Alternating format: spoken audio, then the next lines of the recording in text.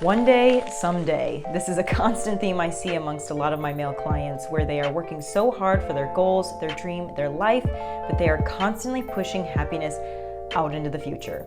If this sounds like the type of man you are, you're gonna wanna watch this video. One day, someday is actually a term I got from one of my clients who saw this pattern in himself and quoted it as that, where he kept saying that one day he would do XYZ or someday he would do XYZ because financial freedom was always his goal, and he felt like the only way to achieve this goal was to continue doing things that he didn't like, that he didn't want to do, and was strapping himself for time, enjoyment, and ultimately just ended up waking up in the morning, working all day, and having to do the same thing day in and day out, with one day, someday being his daily theme.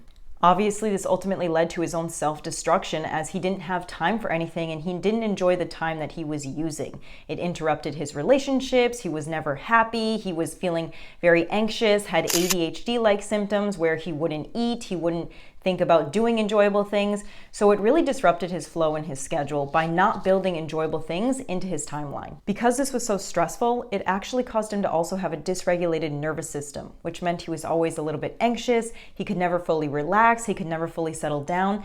And when you have a dysregulated nervous system, your prefrontal cortex, the front part of your brain that's in charge of empathy, logical thinking, creativity, that's not working properly. So even though he was working so hard, he wasn't as productive, and his ultimate goal of financial freedom was getting pushed further and further out into the distance because he wasn't able to come up with creative solutions to actually get there faster. So the irony here is that he was working so hard to get out of this stressful situation, but because he was so stressed, he actually just continued to put himself in the stressful situation more. How we ultimately started breaking him out of this cycle and getting him towards financial freedom and happiness much faster was by doing the following things, which is what you can do as well. So number one, recognizing that there was this incredible imbalance between work and happiness.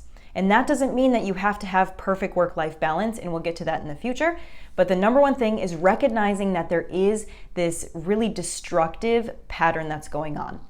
Number two, we had to regulate his nervous system. When you are so stressed that you can't even think, that you can't get creative, that you can't relax, it doesn't allow us to improve our situation. So we had to do self-regulating exercises, which I made an entire masterclass on if you want to click the link down below to watch all of the brain science behind that. But that's number two. We learned how to self-regulate. The third thing that we did in order to help him get out of the one day, someday mentality was to start prioritizing what was actually his responsibility and what was actually important when it came to moving his goals forward. When you are in a very dysregulated nervous system state, when you're in a survival mode state, you start to see everything as a priority. You're so stressed out, everything is on you, that you feel like you need to be at the beck and call of everyone and everything. The truth is, not everything is a priority, and we need to actually prioritize certain things so that we can go on to step 4, which is effective time management. Now, the mistake a lot of people make when we're talking about effective time management is we think it has everything to do with actual time and the way our calendar looks during the day. But what effective time management actually is how productive we can be with the time that we have. When you become a master of time instead of letting time become a master of you, you understand that it doesn't take a long time to be productive. It takes effectiveness. So effective time management in this scenario would be, what are the things that we can do that make the most impact, that get us to our goal? Not how full we can pack our calendar, not how available we can be to other people, but how effective we can be to other people and how productive we can be with the time that we're allotting to work. We do this really effectively by utilizing goals and priorities combined.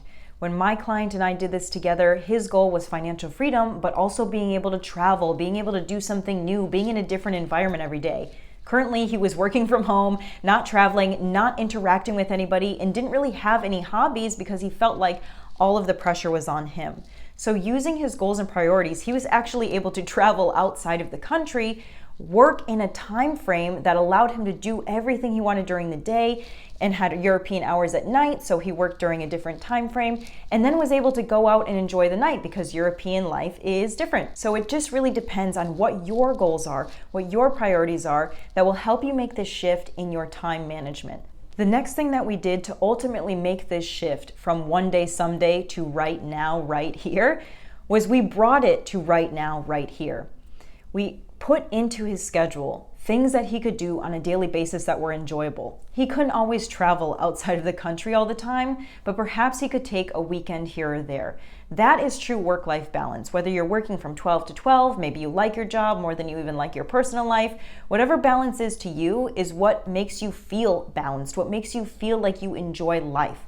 The way that his schedule was playing out, he didn't enjoy life. If you're working all day and you like it and you enjoy your life, that is what proper work-life balance is to you. That is what proper time management is to you. But if you're working at a job that you hate or whatever schedule you have, you don't feel like you enjoy anything, you need to start building in small actions, small tasks that make you feel productive, that make you feel like you're winning, that make you feel good about yourself and your life. It's not always about doing the things that are just treats to us, like going shopping or going to the gym. Sometimes it's doing challenges for ourselves that we can feel proud of ourselves.